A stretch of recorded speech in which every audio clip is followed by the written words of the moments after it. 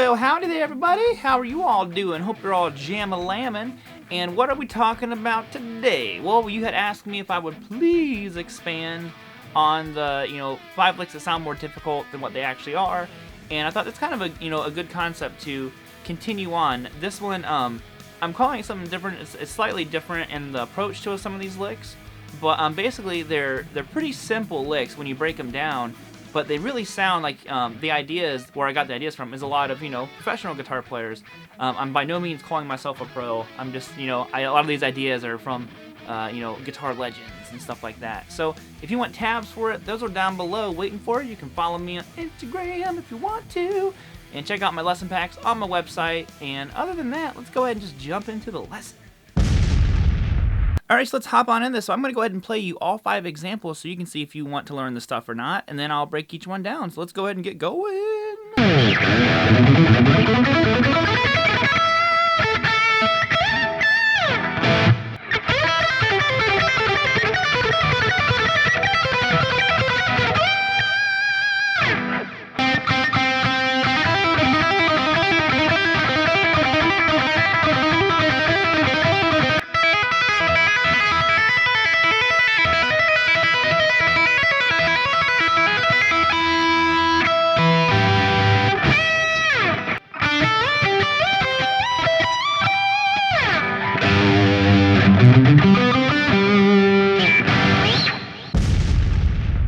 Alright, so let's dive on into example number 1. So to me, this is basically like an A major 9 style arpeggio. And what I'm doing here is I'm using octaves, which I do a lot in my videos because I think it's such a powerful tool to take a shape, move it through octaves. It kind of sounds like more is happening than it actually is. And overall, this is almost like a pentatonic lick that we're just moving an octave. So I'm going like this. You can use whatever fingers you want. All alternate pick, starting on the down. I'm going 5/7 on the low E string, and then I go 4/7 on the A. I stretch a little bit just because I like to use the same fingers for all of them. You could do it however you like, but then I shift up and do an octave, so it's 7/9, 8/9. I'm sorry, 7/9, 6/9.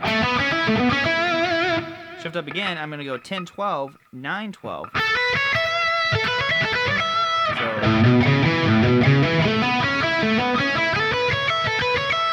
and practicing this all over the place is such a useful tool. Now, it's not tabbed out, but I highly recommend practicing descending. Maybe you eventually want to work your way into the full arpeggio, which would be great as well.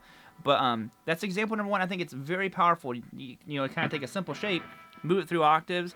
It puts so much new life and really just makes it sound, a little bit more pro, shall we say. So example number 2, So example number 2 is this one, which has a repeating pattern, but some of the notes are kind of bouncing around. And I think that's what makes it not too difficult, but also sound maybe a little bit more challenging than what it might actually be.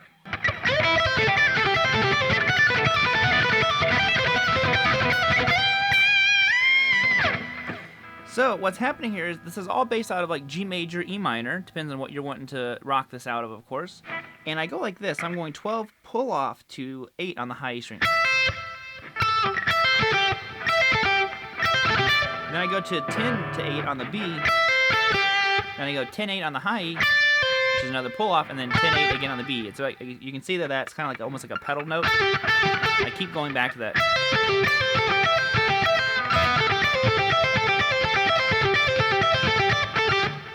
Shifting up now, it's the same exact shape, but I'm starting on 14 to 10, then 12-10, then 12-10. Oh, maybe we can clean it up way better than that. And the final one right here is a little bit more cramped, but we're going to go 15 to 12, then 13-12, and then 14-12, 13-12.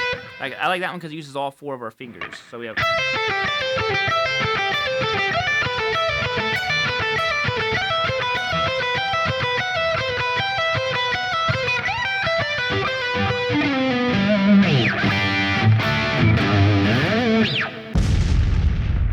Alright, right, now this one is a seemingly simple one, and for some reason when people add this, it kind of has this almost like diminished-y vibe going on. It's not quite diminished, but it's just adding the flat 5, and every time I hear this lick, I'm always just like, yeah, because it can really pack a punch, and I think people are surprised at how simple the lick is, but sometimes you hear it and you don't instantly recognize that it's this kind of lick, and then you learn it, and you're like, oh my god, that's so easy, I already know how to do that. So this one is this.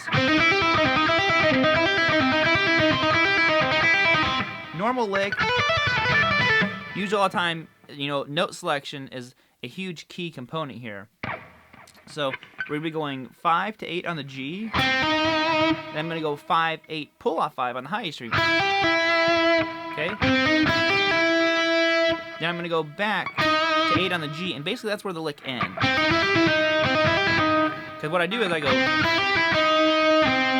I pull back off to 5 and hammer back on 8, and I'm starting over again. So I only really pick this note the first time around.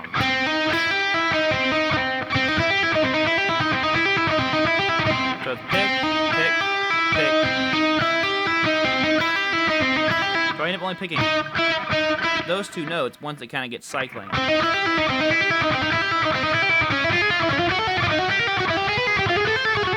Maybe it has like a Randy Rhoads kind of vibe. That's why I naturally want to move it up chromatically. It seems like something Randy would do. All right, now the next one we got some tapping going on here. Basically, we're starting off with this E major arpeggio. And I'm tapping 12 on the high string, which is another E note, and I pull off to open. And I hammer on 4, hammer on 7. Then tap 12 again, pull off to 7, pull off to 4, pull off to open. So.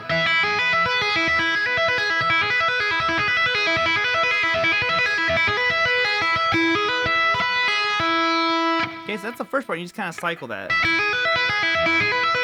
Now the next one, all I'm going to do is I'm going to change that 4 to a 5. So 12, 5, 7, 12, 7, 5. And this next one's definitely the most difficult one. It's all on one string, and the tap note never changes. So that's why I think I said, you know, to the untrained ear, it might sound like a really difficult lick, but it's really not what's happening here, you know? So we're going to go tapping 12, pull off to open, hammer on 7, hammer on 11, like it's a little bit wider of a stretch. Pull off 11, 7. Do it again, but we're going to go instead of 11 to 9. And you start over again. And this one, the rhythmic kind of flow is really important. So the final one, what was it? Well, slow, it was like this.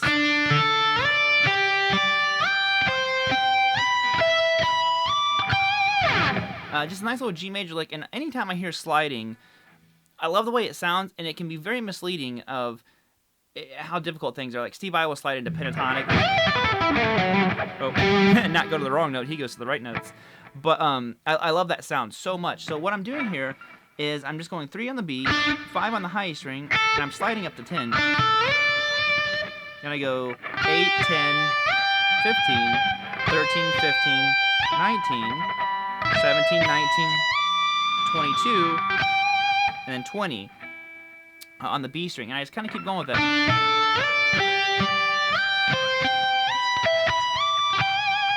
And it has such a cool sound, and once you learn it, it's not that difficult. It can sound way more complicated just because these large intervals are kind of happening. But it's such a crucial and kind of like flowy kind of lick, and sometimes, you know, smooth melodies can sound way more complicated than what they actually are. Alright guys, that'll wrap it up for us here today. Hope you enjoyed the lesson, got something out of it. Hope you're bending them strings. I guess none of those licks had bends in them, so I guess you wouldn't be bending the strings today. Oh well. But anyways, make sure you get the tabs and all that good stuff. I will see you next time. I'll see you on Friday, actually. Have a great week, everyone, and I will see you later because I can't speak. Later, guys.